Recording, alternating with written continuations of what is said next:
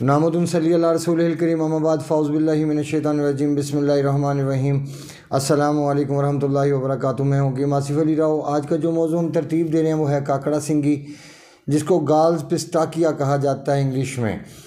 और इसका जो मिजाज है वो कानूनी फ़ितरत के मुताबिक जो ओरिजिनल इसका मिजाज बनता है, क्योंकि मुफरदात की किताब के अंदर इसका मिजाज गर्म खुश्क लिखा गया, लेकिन हकीकत में इसका मिजाज खुश्क सर्द है। ये सौदा को पैदा करने के साथ इंसान के जिस्म में रोकने की सलाहियत रखती है।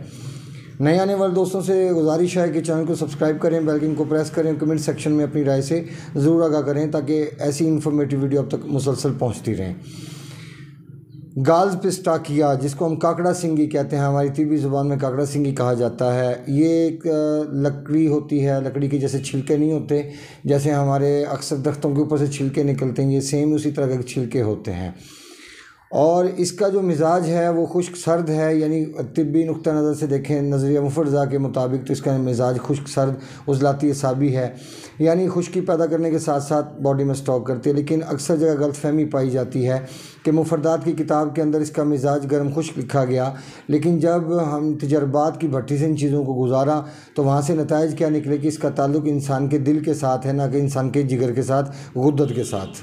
और ये जिस्म के अंदर जब रतूबात बढ़ जाती हैं तो जिस्म में से सेक्रेशन को रोकती है, यानी पानी को कम करती है, पानी के निकलने को रोक देती है। जिस्म के अंदर चूँकि खुश्की बढ़ाने के साथ साथ स्टॉक करती है, इसलिए मवाद को गलीज़ करने का सबब बनती है, बलगम को भी गलीज़ करने का सबब बनती है।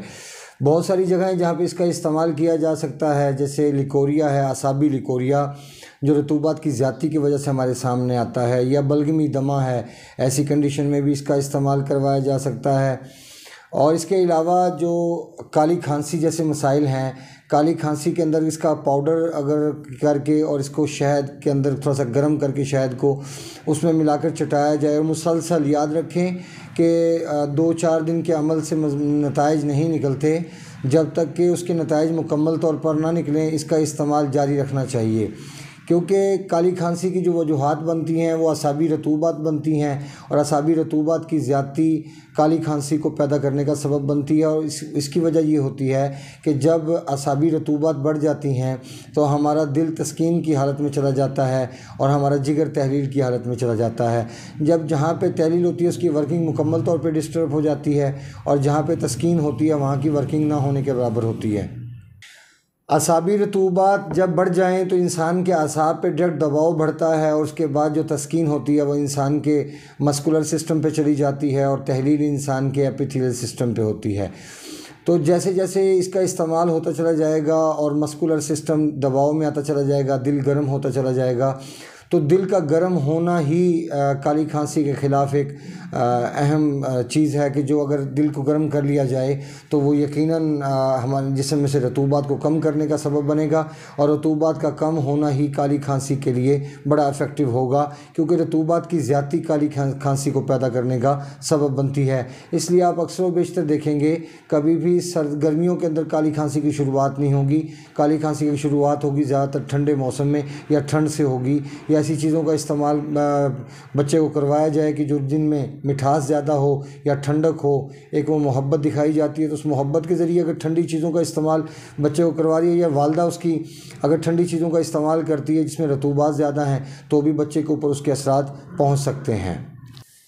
चूँकि असाबी रतूबात के इज्तमा की वजह से इंसान के गले के अंदर खराश पैदा होना शुरू हो जाती है, और दमा और बलगमी खांसी ये चीज़ें शुरू हो जाती हैं। इन चीज़ों का ताल्लुक़ हमारे गले के अंदर जो गशाए मखाती होता है, जो इंसान का एपिथेलियल सिस्टम है, जिगर का निज़ाम है, वो तहलील की हालत में जाता है तो हरारत बहुत कम हो जाती है, जिसकी वजह से फिर गले के मसाइल का सामना करना पड़ता है। और लिकोरिया जो असाबी लिकोरिया, उसके अंदर इसका इस्तेमाल फ़ौरी तौर पर रतूबात को खुश्क करने का सबब बनेगा। हाँ, अगर देखें तो शुगर टाइप 1 के मरीज़ के लिए भी इसका कहवा इस्तेमाल करवाया जा सकता है, क्योंकि खुश्क सर्द है, और खुश्की सर्दी होने की बिना पर यह रतूबात को जिस्म के अंदर खुश्क करेगा और खुश्की पैदा होने के साथ साथ जिस्म में स्टॉक होती जाएगी। और जितनी ज़्यादा ये स्टॉक होती जाएगी, याद रखें कि कोई भी चीज़ है उसका एक हद तक लेवल चाहिए जिस्म के अंदर, और अगर उस लेवल से ज़्यादा वो चीज़ बढ़ जाए या कम कर दी जाए तो दोनों सूरतों में हमें नुकसान का सामना करना पड़ता है। अपने दोस्त अहबाब का ख्याल रखें। मिलते हैं इंशाल्लाह मज़ीद इन्फॉर्मेटिव वीडियो के साथ। वमलैना इल्लल बलागुल मुबीन। अस्सलामु अलैकुम वरहमतुल्लाहि वबरकातुहू।